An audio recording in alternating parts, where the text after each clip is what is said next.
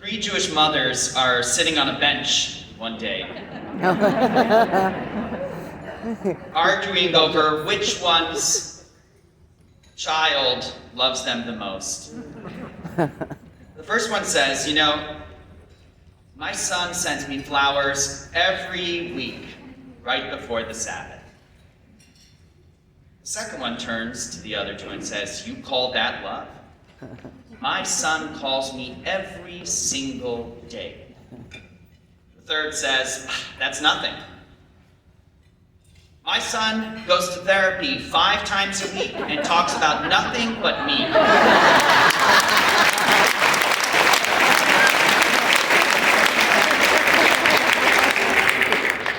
Good morning, everyone, and thank you for that beautiful welcome. My name is Mendy. I'm a rabbi here in Tampa, Florida. But most importantly, my wife and I are parents to 5 wonderful children. My daughter Hannah is 14, Rania is 11, Zvi is 10, Nissi is 5, and Chaim is 2 years old. And in fact, he was born 2 days before COVID came to Tampa. So we've had an interesting experience. I was raised here in Tampa, but I've lived for a number of years overseas, France, Argentina, Israel, Ukraine, and the foreign country called New York City. As a community rabbi, my work is focused on education, counseling, and spiritual support for a wide range of people across the city of Tampa. I believe that Judaism has some very important points to share about the principles of education, parental education specifically, and these points can be applied universally, and that's what I'd like to share with you here this morning. So, first and foremost, why do we have children? Before we can understand how to parent, why have them in the first place? Some of the common themes that you might hear are to perpetuate ourselves, create a legacy. Babies and children are adorable until you have your own. To experience love as a parent, or to have a caretaker, someone to provide for you in your older years. Maybe just to be a giver in the truest sense. Or finally, just so that your mom will start harassing you about having grandkids. All of these have one thing in common. They're all to fill a void within ourselves. This might be an uncomfortable truth, but it's not a new one. In fact, under Roman law, a father had full right to do with their child as they see fit, even infanticide, God forbid. It wasn't outlawed for many years under the Roman Empire. And while this is an extreme example, the logic follows that if my child was created for my benefit, then they only have value as long as they fill that void. That is the only way they can validate their existence. But the Jewish view of parenting is a little different. It's reflective of the Jewish view of why we parent. We see having children entirely differently. It's about an obligation that we have from God and an obligation that we have to the world around us. And raising them is no different. We do it because it's our obligation. It's our responsibility. So first of all, parenting is about love. It's an important word that we don't use enough. True love, though, is doing what's best for your child, not what's best for you. And definitely not what's best for your image. So those 1-year-old birthday parties that we splurge on, that 3-tiered cake, did our children request that by name? Or was it more about the mandatory social media post that has to happen the next day? We need to be constantly asking the question, what is good for me and what is good for my child? At times, that will make us uncomfortable, but we need to stay focused on their best interests. This means that at times, we may not be our child's best friend. That can hurt. But the reality is that the children don't need you to be their friend. That's right. They need you to be their parents.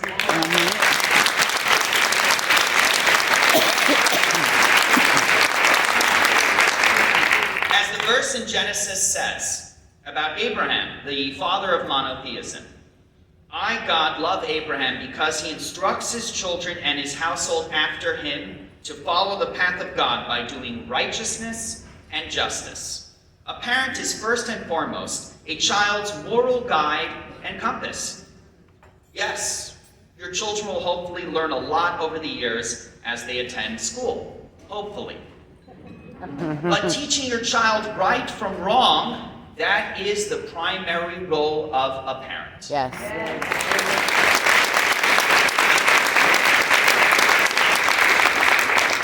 It's for this reason that honoring your parents is one of the 10 Commandments.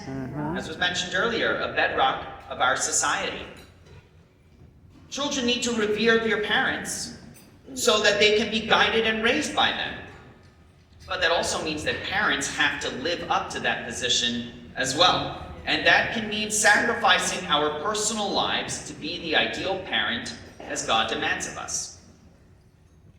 Our job as parents is irreplaceable. Not simply because we have so much wisdom to share with our children, because frankly, they don't listen to most of it anyways. At least mine don't. Rather, the most powerful educational tool that we have is modeling. Right. We all know the do as I say, not as I do approach doesn't work. And in fact, in the Jewish Bible, the Torah, in Deuteronomy, the 5th book of the 5 books of Moses, there's a quote that we say every day in our morning prayers. These words that I command you this day shall be upon your heart. Only then does the verse continue and say, and you shall teach them to your children. No teacher, school administrator, politician, rabbi, priest, minister will ever spend as much time with your child as you will. And therefore, none of them will have the opportunity to model the correct behavior as you will.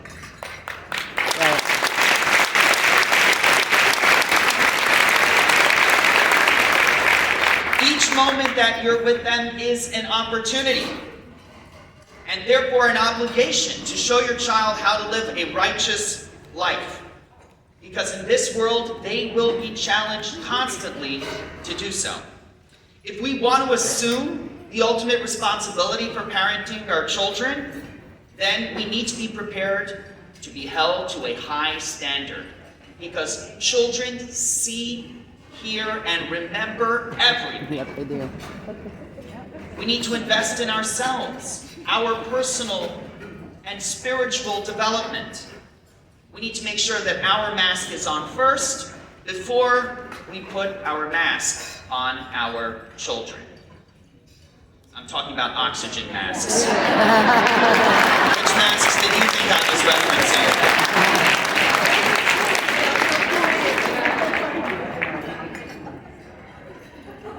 It's good to laugh. It's healthy. But modeling isn't enough. We need to make sure that we are tailoring our education for the specific needs of our children. King Solomon, in his great wisdom, writes in the book of Proverbs, educate a child according to their way.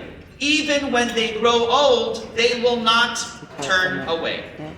To be a great parent, we need to have a great game plan. And this starts with us considering what is the most essential quality I want to impart to my child.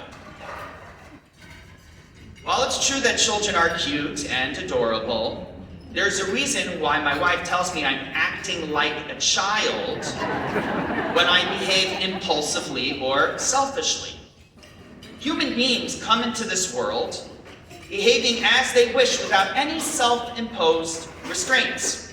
It's our job as parents to train and discipline them, to teach them that not every impulse needs to be explored. Not every feeling needs to be entertained, expressed, and embellished.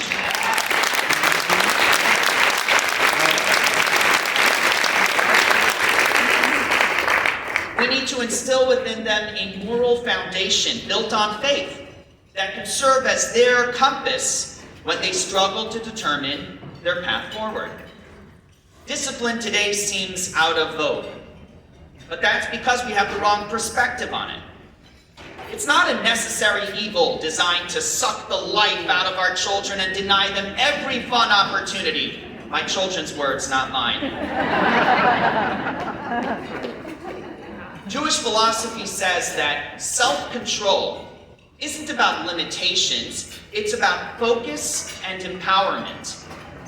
You're instilling a habit of self-check, which your child will then use for the rest of their lives. And nothing could be more vital to their continued growth and success than that. So where does our moral foundation come from? The internet? What's trending on Twitter?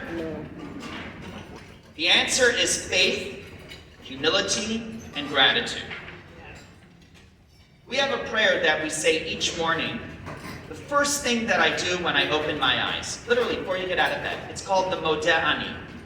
Modeh Ani lefanecha, melech chai v'kayam, shechazarta bi nishmati, v'chem l'rava emunatah. What that means is, we thank God for granting us a new day with great trust that we will use it to improve ourselves and the world around us. See, our children are growing up in an age of entitlements with a standard of living that we've never seen before. This attitude sets them up for perpetual disappointment because we all know that life never goes as planned. A daily ritual of recognition in a higher power and an expression of gratitude for our many blessings can rewire our children to appreciate all that life has to offer.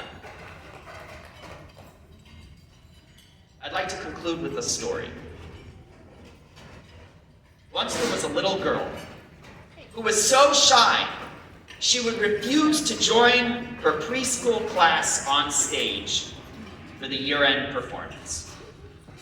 As she grew older, her parents encouraged her to find her voice, her talents, her strength. And slowly but surely, she found that by embracing her God-given skills, she could help others who were struggling.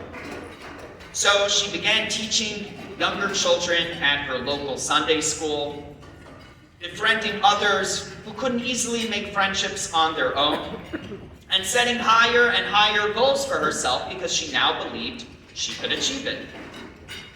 This past week, that young girl in sleepaway camp volunteered to speak in front of 500 girls about her life and journey as a rabbi's daughter in Tampa, Florida.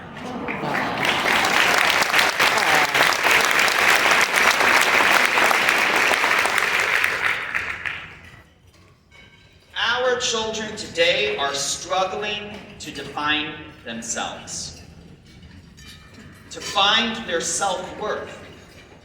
And this lack of self-esteem is leading young people to engage in more and more extreme behavior.